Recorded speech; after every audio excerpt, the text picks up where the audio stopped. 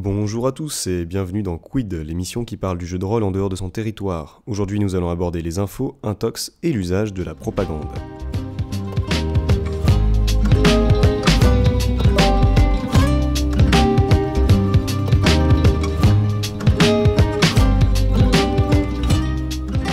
La propagande n'a pas toujours été, comme on le suppose, un outil des États et semble régner en bonne partie sur le domaine de la communication et du marketing.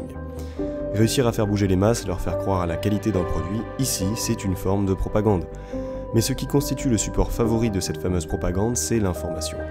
Manipuler l'information, la détourner, la modifier et n'en faire voir qu'une partie, voiler la vérité pour ses propres intérêts, c'est le rôle d'une propagande réussie. La propagande, qu'est-ce que c'est avant toute chose ? C'est un ensemble de techniques médiatiques qui visent à persuader un public de la validité d'un fait ou d'une information. Dans la vie de tous les jours, elle passe par la priorité donnée aux informations de l'État, mais cela ne date pas d'hier. Durant le Second Empire déjà, un journal pouvait être fermé et liquidé s'il ne diffusait pas l'information officielle. Le pouvoir de telles informations sur le public voit le jour au XIXe siècle en France, avec le développement des techniques d'impression.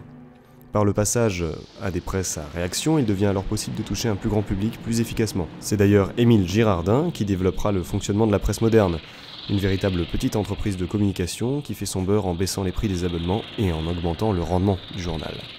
Si je parle ici de la diffusion de l'information, c'est parce que sans une information bien diffusée, la propagande n'a pas lieu d'être. Il reste alors l'usage des fausses informations dans le cadre de campagnes politiques, militaires ou marchandes. Au Moyen-Âge, avec un réseau de communication souvent peu homogène, notamment après l'Antiquité tardive où les voies romaines sont progressivement laissées à l'abandon, les informations circulent mal dans les régions les plus éloignées. Il est alors facile de détourner des messages. Combien de guerres ont été gagnées alors qu'une mauvaise information est passée dans le camp adverse ? Et vous pouvez d'ailleurs vous servir de cela dans vos jeux de rôle. Les informations que reçoivent les joueurs sont rarement exactes et encore moins fiables. Ce fameux donjon, repère du mal, n'est-il pas un simple repère de sorciers qu'un clan adverse voulait voir détruit ? Au-delà de cela, diffuser de fausses informations peut permettre, dans des lieux où elles sont rares, de s'approprier l'opinion publique sur un sujet précis. Certains marchands itinérants profiteront justement de ce genre de situation pour faire leur beurre en laissant aller des rumeurs sur un concurrent ou sur le cours d'une denrée dans d'autres villes. De là à imaginer la bourse de Wall Street acheter des actions gonflées artificiellement, il n'y a qu'un pas, mais je m'égare. De tels marchands sauront convaincre un héros qu'une denrée précise leur est particulièrement utile dans une région, même si cela est totalement faux. Et sans parler d'espions, capturer un message, le corrompre et donner des informations frauduleuses sert toujours à des fins politiques. Voyageons dans le temps maintenant, et concentrons-nous sur une époque plus récente.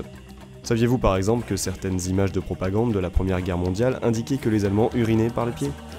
Au-delà de la grossièreté d'une telle démarche, il est facile pour les médias et les politiques d'influencer l'opinion publique. Alors que le public est fragmenté et a des opinions divergentes, la concentration de l'information à une fin précise devient alors plus efficace. C'est ainsi qu'en 1987, les USA ayant des intérêts au Nicaragua mirent en place une sécurisation outrancière des vols vers le pays, pour mettre en mauvaise posture le Nicaragua auprès de l'opinion populaire. Montrant dans les journaux de fausses affaires, ils firent du Nicaragua, pays au demeurant plutôt paisible, un pays de violence. Engager des groupes séparatistes, les payer, assurer qu'ils participent à déstabiliser le gouvernement en place pour défendre ses propres intérêts, et attirer l'attention du public vers des détails qui feraient tourner cette opinion en sa faveur. Voilà la propagande dans sa plus belle forme. L'opinion est un facteur important en démocratie, et manipuler l'opinion, c'est fabriquer du consentement. La guerre froide, pour peu qu'elle ait eu une importance aussi forte qu'on lui eût donnée, ou l'image du terroriste, sont en partie des leviers pour s'approprier le consentement du public. Bien plus tard, la CIA dévoila que certaines des affaires les plus scandaleuses ayant touché le Nicaragua avaient été inventées de toutes pièces. Mais passons l'image politique, ça ne nous intéresse pas. Dans un jeu de rôle, de telles choses sont courantes, et il sera facile au maître du jeu, qui dispose de toutes les informations, d'orienter l'opinion des joueurs tout au long de la partie. Il n'y aura pas de meilleure conclusion que de leur faire découvrir le poteau rose à la fin d'une campagne. Mais comment le faire ? Nous allons prendre le modèle d'Edward Bernays, l'un des plus grands conseillers de communication que l'Amérique ait connu. Edward Bernays réussit à faire fumer les femmes en leur faisant croire que c'était un facteur d'émancipation et d'intelligence. Tout cela pour que les marques de cigarettes puissent toucher une plus grande part du marché américain. D'abord, il faut construire une image, un archétype, pour construire un modèle auquel le public doit se référer. La femme intelligente qui fume, l'image de l'étranger sauvage, le modèle du parfait guerrier, l'image d'un soldat qui défend sa nation. Et faire que cette image représente bien plus qu'elle ne doit le faire. Bien qu'elle soit faible en substance, elle saura attirer l'attention du joueur. Par exemple, dans le cas d'un univers contemporain où les joueurs doivent participer à une guerre. Développer une image forte de l'idéal patriotique, avec des figures marquantes et bienveillantes. Qu'est-ce que Captain America, si ce n'est cela ?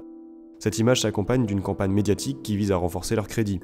Un soldat sauve des familles, un soldat partage son eau avec des gens dans l'indigence, alors que la réalité du terrain est tout autre et que le réel combat revient à voler une terre, une ressource, des documents secrets au pays en guerre. Je ne prétends pas révolutionner votre manière de faire en faisant cet épisode, mais vous montrer ici qu'il est facile de manipuler l'opinion des joueurs autant qu'il est aisé de manipuler l'opinion du public. Les joueurs ne savent que ce que vous leur dites et les PJ ne sont pas tout le temps dignes de confiance, ils peuvent sourire et mentir à la fois. Gardez cela à l'esprit. Quelques idées maintenant, et pour une fois je vais essayer de ratisser large dans le genre du jeu de rôle. Un univers post-apocalyptique, des murs entourent les dernières ressources de l'humanité. Seule une petite partie de cette humanité survit maladivement pour protéger ses ressources. La ressource est importante, la ressource c'est la survie de l'espèce, il faut la protéger à tout prix. Alors que des gens armés viennent pour la voler, les joueurs la défendent au prix de leur vie, mais apprendront-ils qu'ils se trouvent au milieu d'un désert et que cette ressource n'est autre qu'une forme de vie extraterrestre qui les manipule pour s'étendre sur Terre? Pas de terre dévastée, juste une grosse arnaque. Une autre vision de l'intox cette fois. La cour du roi Soleil, dans les flambeaux et le faste du château de Versailles, ça y est, on entendrait presque la population se révolter. Les rumeurs courent, une révolution. Heureusement, le roi propose à tout le monde de se réunir dans une salle protégée par des gardes. Elle est imprenable, il y a des ressources pour survivre très longtemps. Les joueurs se rendront-ils compte que c'est un piège? Le roi, dans un accès de folie, a décidé de se venger de l'affronte des nobles qu'il vécut lors de son enfance. Faire brûler tous les nobles dépravés dans une holocauste vengeur, n'est-ce pas la solution pour calmer la populace qui gronde et calmer des peurs d'enfants? Un dernier pour la route. Les joueurs travaillent dans un grand journal. On les a formés à sélectionner l'information, éviter le sensationnel pour choisir la vérité. Mais que se passe-t-il quand ils se trouvent face à une véritable théorie du complot? Un tox organisé par des paranos ou véritable secret millénaire? À vous de décider. Ce quiz s'arrête ici, j'espère qu'il aura touché vos esprits et qu'il sera utile pour vos parties.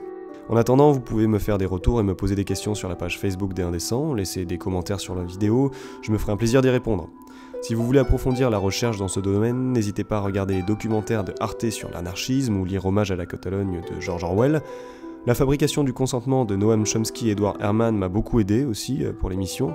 Rumeurs et faux Moyen-Âge sur France Culture également. Pour compléter cela, je n'aurai de cesse de citer l'excellent livre de Jérôme Bachet sur la civilisation féodale, qui regorge d'un tas d'informations au dehors du sujet que nous avons abordé.